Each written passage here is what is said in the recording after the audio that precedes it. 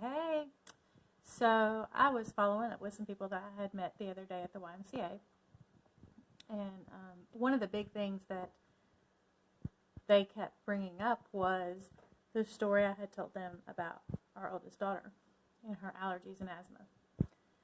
So that has brought me to this. More people need to hear it, so here it goes. She was in elementary school. I'm not sure exactly how old she was, but she was suffering from asthma and allergies very bad, like 5 prescription drugs a month. And this is when some of them were not generic, so our lovely insurance, one of hers was $75 a month. Anyways, side note, scroll moment.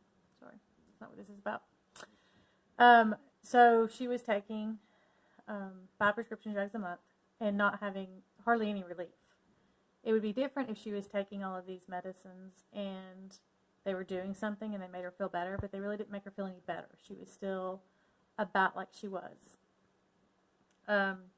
So a friend had taught a class on oils, and so I was like, let me try that. Or I wonder what it would do, because former candle addict, former Glade plug-in addict. Like, if there was an open outlet that didn't have a Glade plug-in in it, then I failed as a mom. For real, y'all. That was bad. I mean, I literally had candles in multiple rooms burning at the same time. I would go so far as to say that if there was an outlet in a room, it had a Glade plug-in in it. Because I loved the way they smelled. I loved it. It made the house smell good. You could constantly change out the scents every month. You could always get them pretty cheap if you couponed. It's a whole other side note right there that I'm going to go down in a little bit. Anyways, so they were everywhere.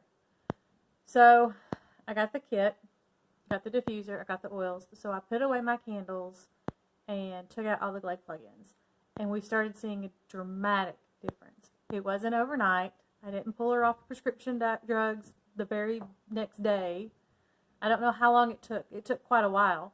But she got to where she takes one over-the-counter medicine a day, and that's just an allergy, Zyrtec or whatever, and that's when the seasons change. Other than that, she doesn't have to do anything.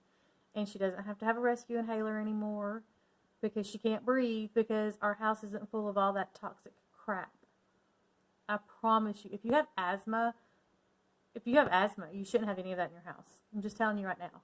Take it out of your house, quit burning the candles, get the Glade plug-ins out, get rid of your Febreze air spray, whatever the crap it is you're using, and literally quit using it for a week or so and see if it does not start making your asthma improve. Because I promise you it will. The stuff that they put in that crap is awful for you. It is awful for your respiratory system. You can't breathe. Sorry, side note. I'll get fired up about that one. So that's what really started all of this for us. And that's all I did for the longest time was diffuse, because that's all I wanted it. I wanted it to replace my candles and the Glade plugins.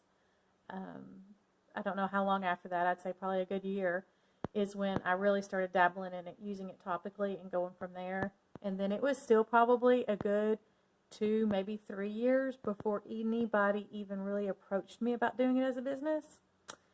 And every time they did, I'd say no.